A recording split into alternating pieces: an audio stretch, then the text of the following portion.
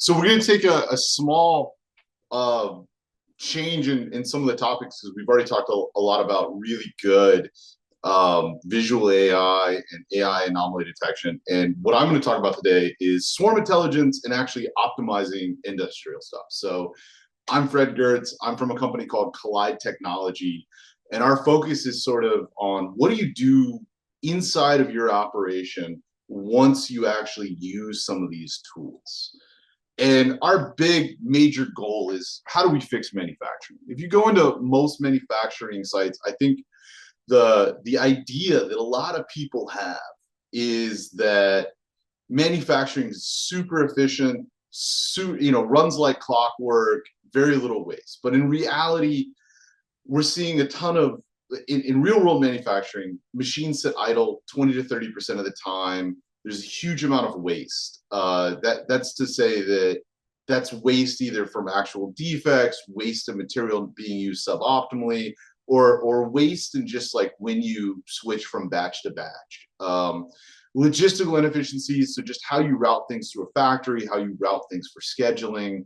These are huge. And I certainly haven't invented this. If you're an old school industrial person, you've certainly run across Six Sigma, and especially probably Lean Six Sigma, where they'll list the seven wastes of Lean, or even the 8 waste, which includes employee underutilization. So things like inventory is not being used well, waiting times are too high, defects are too high, you make too much product, how you move it through your factory is inefficient, transportation, over processing.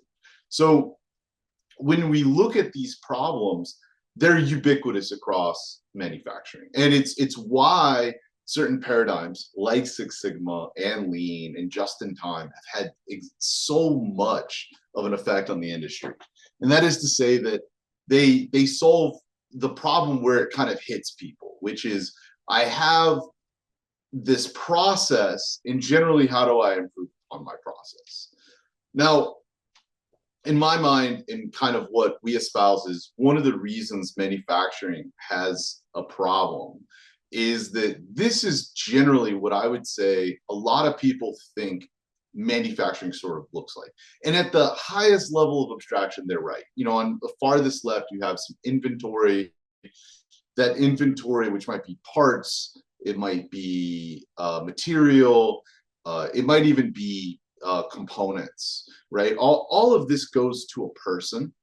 That person is assigned a job that then goes to a machine. That machine then makes stuff that becomes your product, and then you ship it out.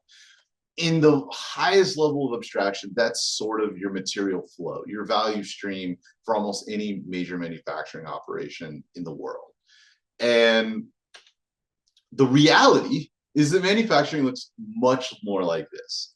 You have dozens of components, maybe hundreds or even thousands of them. You have hundreds or thousands of workers, jobs. Some of these jobs overlap. Some of them require additional people to work on them. These go into multiple machine lines that make subcomponents that you then assemble into a group, into some sort of final assembly that becomes your product that then has to get shipped out all over the world.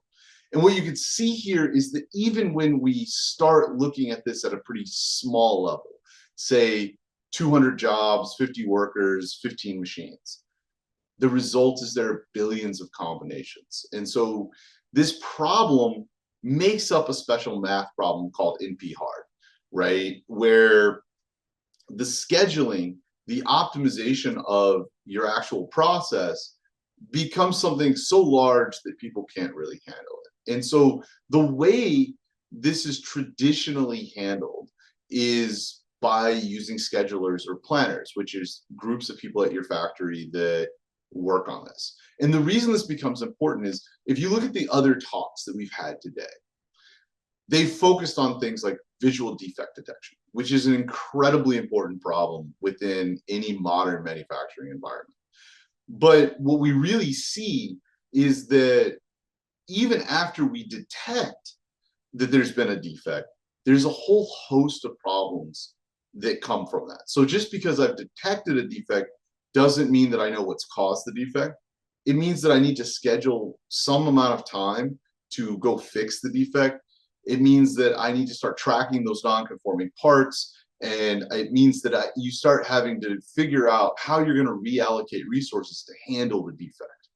And in some cases, you might just say, well, below a certain tolerance, we kick the defect, and then we just hope it doesn't go above a certain level. But in a lot of situations, what you have to start doing is making a decision.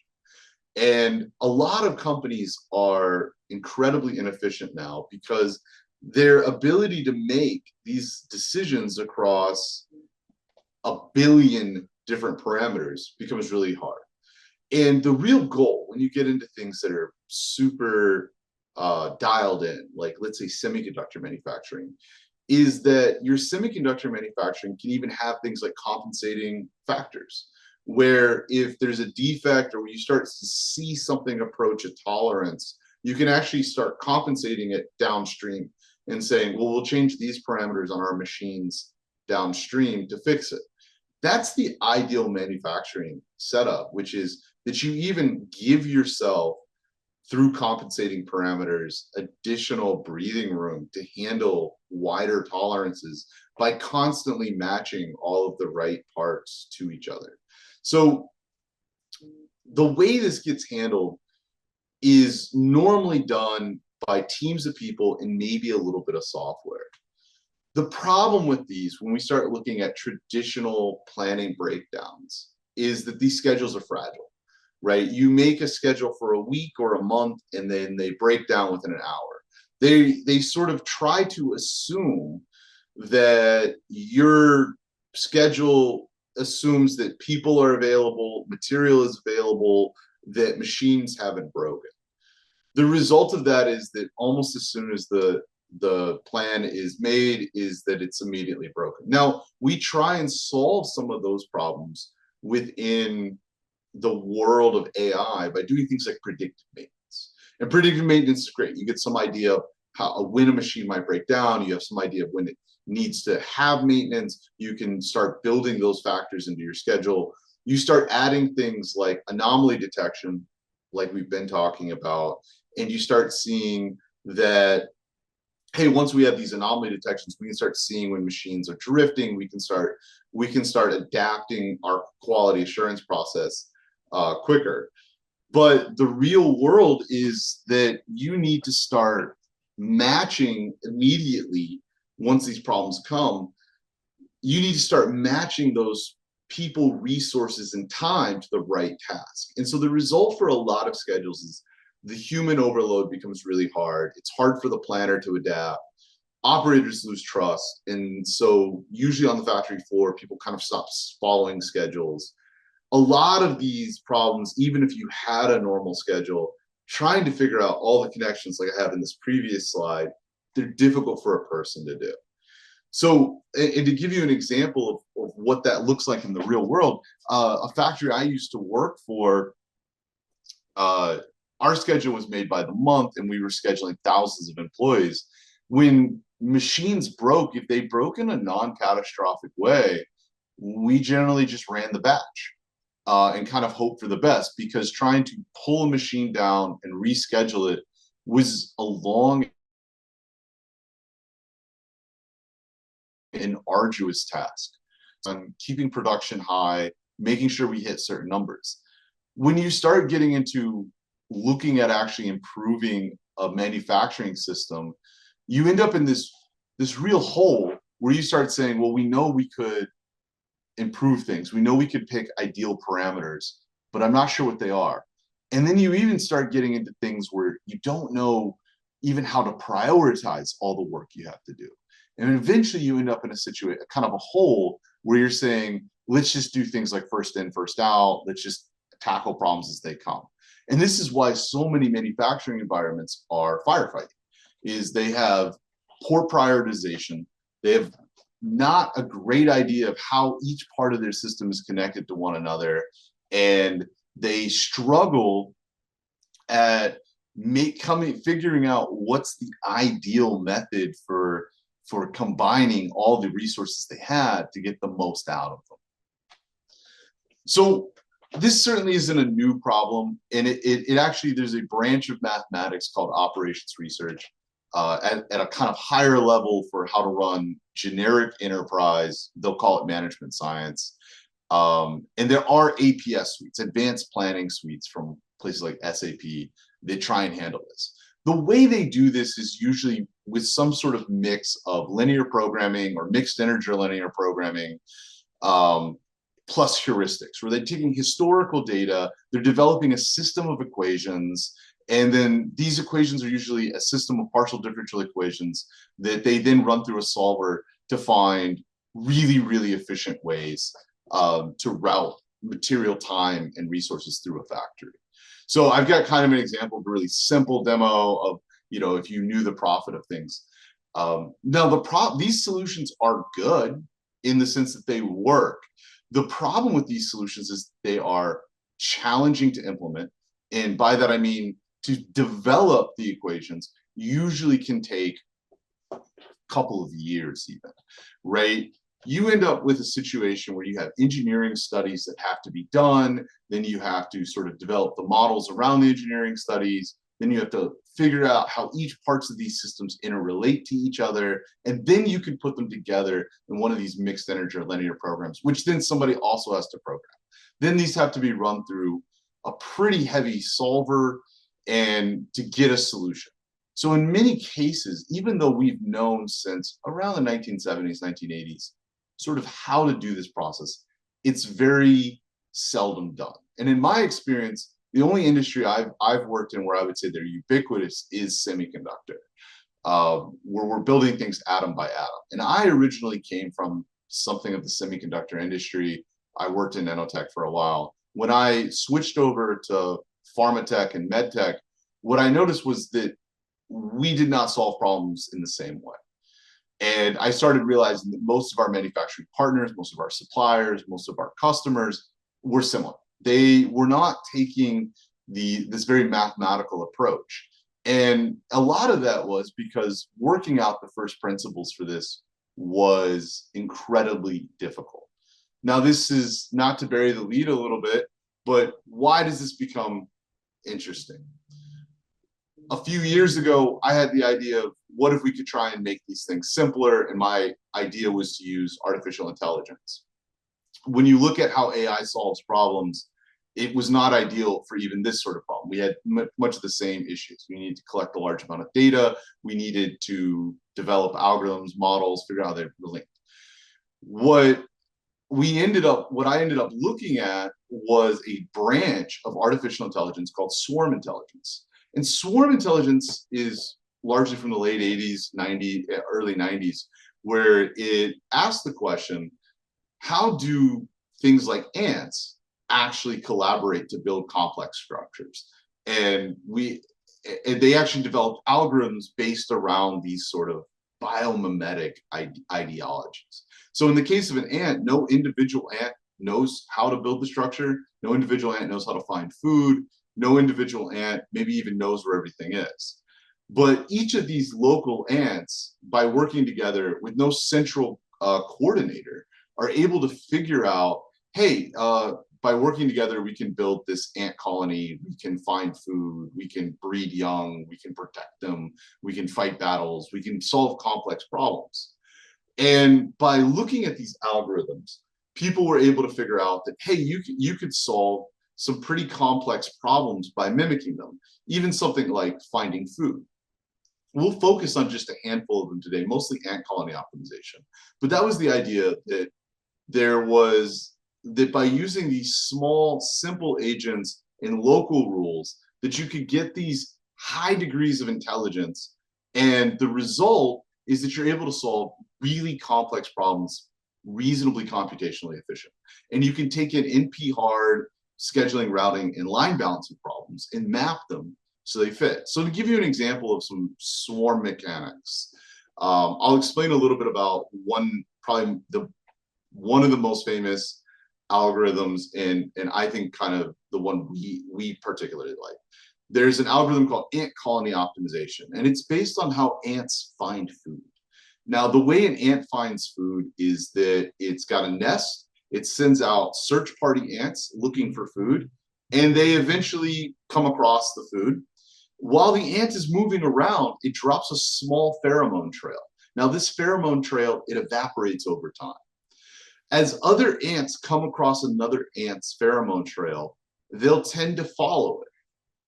Naturally, the evaporation means that the shortest route will be the one with the most amount of pheromone. And over time, this collection of ants will eventually sort of converge on what tends to be one of the shorter routes.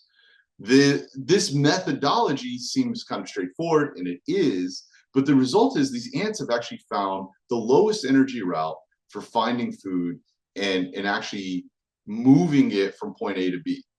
Now, when we replicate this digitally, it becomes really, really powerful. Not only can we do this in higher dimensional spaces, we can route through multiple points, but it's an incredibly, efficient method. Other advantages of this is we don't assume any knowledge of the system. There's no training data really inherent in this. We're not assuming that we're even giving the ant a lot of knowledge in the system. So when we look at modern AI approaches, they're usually quite data intensive, and there's a lot of upfront work for them. So where does this help? Well, when we start mapping these algorithms, you can start using them for things like production scheduling. You can replicate the distance that the ant travels, and you can try and show that, as time, represent that as distance, and actually have the ants go and try and find the optimal way to move things through the factory in time, and that becomes a schedule. If you're trying to balance assembly lines, and there's some really good research that I've added some links to there, for predictive maintenance, which is somewhat related to the anomaly detection and synthetic data we've already talked about, you start realizing, well, once I've predicted the maintenance needs to be done, how do I orchestrate work orders and skills to make sure that we handle that maintenance in a timely manner while keeping track of all of our actual priorities? And then when you look at facility layout changeover, like where you put machines, when you should change over a machine to a different production line, these problems all can be mapped to these sort of distance types equations. When we look at logistics,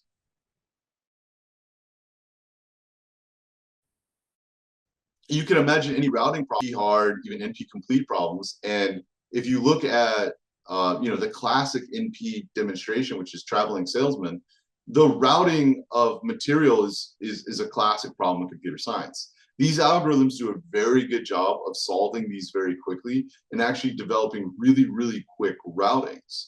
So now you can start thinking of a holistic image of your manufacturing system. And instead of trying to say, let's collect a lot of data and then let's develop models, you end up breaking that paradigm where you start saying, well, let's not collect the data. Let's get some mapping of the different points of where we would need this data and then see what the best way to optimize these are.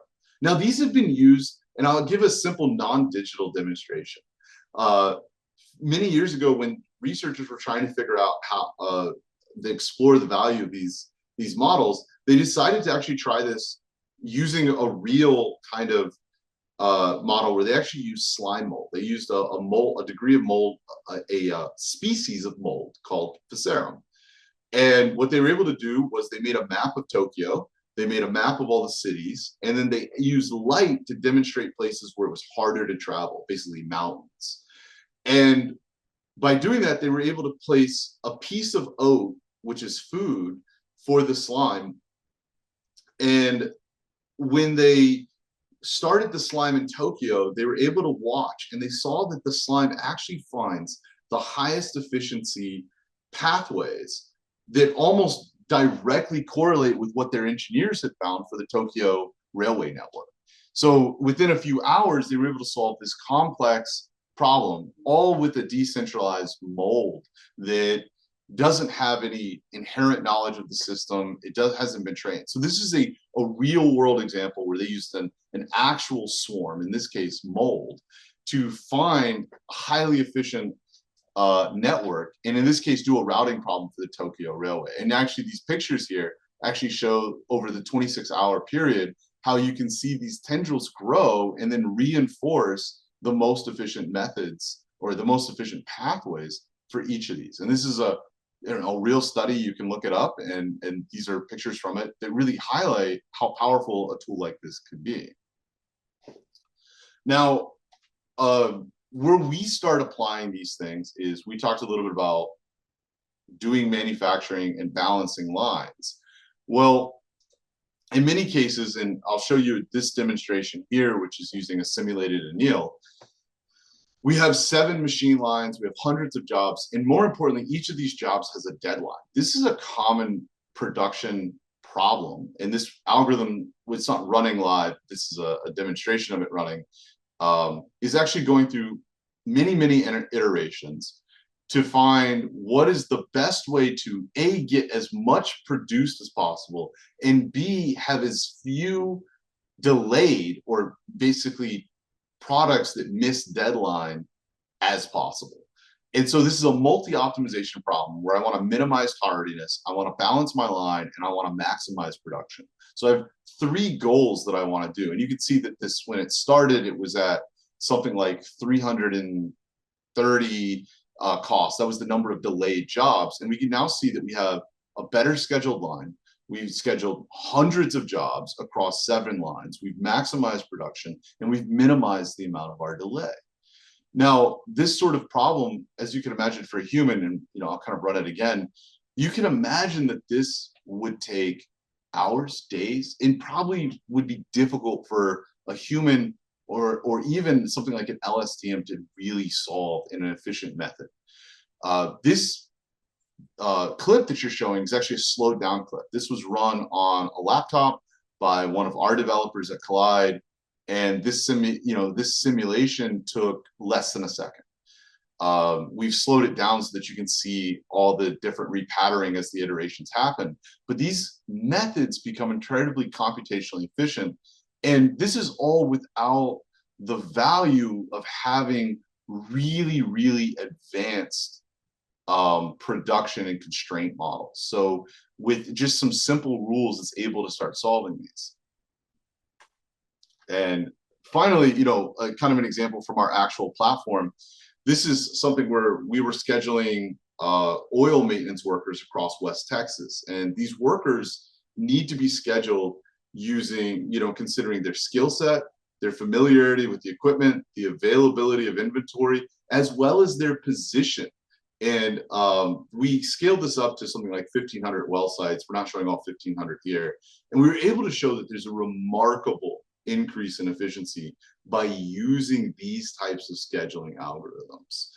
And these algorithms drastically not only drastically improve our ability to find the shortest route, but they also drastically improve our ability to very quickly adapt to changes, which is to say that if something new breaks, and there's always unexpected things in production, we're able to sort of reroute, replan almost on the fly.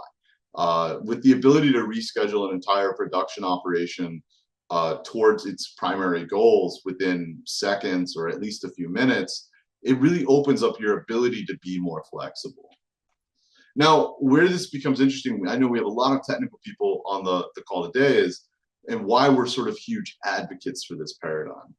That's to say that traditional AI has always been focused on doing things like forecasting and prediction. A lot of people may be thinking maybe work in the large language model area. If you work in that area, what you'll find is that you're actually just predicting the next word or the next token that should come in a sequence. If you work in traditional machine learning, you're generally building classifiers. Classifiers are predicting what group something belongs to. And in the talks we just sort of had, where we have anomaly detection, you're predicting whether something belongs to the anomaly class or the normal class. So these are incredibly important traditional AI sort of problems that are getting solved. And those methods are used across time series, supervised learning. They come up with all sorts of great numeric forecasts. But once you have this data, you're now approached with a really difficult problem of, oh, I've now detected an anomaly. How do I adapt to that anomaly across a really complex system? And traditionally, the ways to do that were either to do it manually or to run it through a planning software which would try and use some sort of mixed energy. So the focus in traditional AI, and again, I'm using that term somewhat broadly, but the focus has been in prediction, not in planning or optimization. Swarm intelligence kind of goes the other side of things, where we were normally focused on prediction. Now we're focused on, well, once we have the data, what do we actually do with it? And so we see these things not as and really finding combinatorial search algorithms, so where you have billions of options and finding the best viable scheduler route through it. Being adaptive, and of course, one of our huge advantages that we think makes it somewhat different than traditional AI is it's data light, right? We're not assuming we have a lot of information up front. We tell people, at least for our product, that if you have a list of jobs and resources, that we can start there, which you could give us as a CSV file or Excel sheet. That's a huge advantage over a lot of the work I did in traditional data science. Before I started this company, I was the head of data science for a large medtech company. And in that company, what we would normally find is that people would come to us asking if the data science team could look into things. And the first thing we would ask is like, what data do you have available?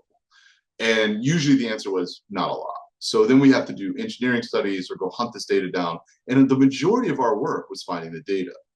With Swarm, we're sort of assuming that maybe that we don't need that much data up front. And we don't have to develop models, because the models are iterative and develop quite quickly. And it allows us to very quickly start having an effect in a complex environment. So I don't want to say counter to traditional AI, but in complement to traditional AI, we're able to kind of get started very quickly. Now, we would say normally the best situation is that AI, people are running both of these systems in parallel. They're using AI, they're using the systems we're talking here, like a visual AI system that determines defects, predicts failures, and forecasts them. And then we're turning them into plans using a swarm. And we see these as being like highly complementary techniques that can drastically improve reacting to the data that comes out of visual AI. So to give you some, again, like benefit summary, a lot of the swarm intelligence gains you real-time adaptability, certainly higher inference times than you would normally see in a normal artificial intelligence implementation, higher utilization of your resources, a lot more resilience in that these systems are designed so that no individual agent is important, and they're highly scalable. So we can always throw more of these individual swarm agents in. And it solves real-world optimization problems. So to give you some ideas of things that algorithms that exist out there, we've mentioned ant colony optimization, particle swarm optimization, which is based on how birds flock. There's probably the classic example of one of these algorithms is Boyd's, which is also a bird flocking algorithm where you're trying to maintain distance between entities. We see that already being used when you see swarms of drones being flown. They're usually using Boyd's. It's also used heavily in video game design and experimentation. Let's see, other algorithms. There's a Fireflies algorithm that's used in warehouse management. You get into other classes of algorithms that are somewhat considered swarm intelligent or swarm like genetic algorithms, which are used to figure out through breeding the best combination of different parameters in a large system. So I know I've run through this a little bit quick, but I will say that I hope that what you took out of this was that that these swarm algorithms and swarm intelligence in general is a really interesting field of AI that, in our opinion, somewhat underdeveloped, though it's what we heavily use at Collide Technology. But also that you start thinking about where in your AI journey, where optimization and prediction need to overlap, which is to say that I think in a lot of cases, when we look at traditional AI problems, we are constantly trying to actually put them in a box of prediction, and a lot of the real world problems that people are having in their actual production are really much more related to optimization. And I think we see that's the real crux of where people can see a lot of value from these things. So that's essentially my closing remarks.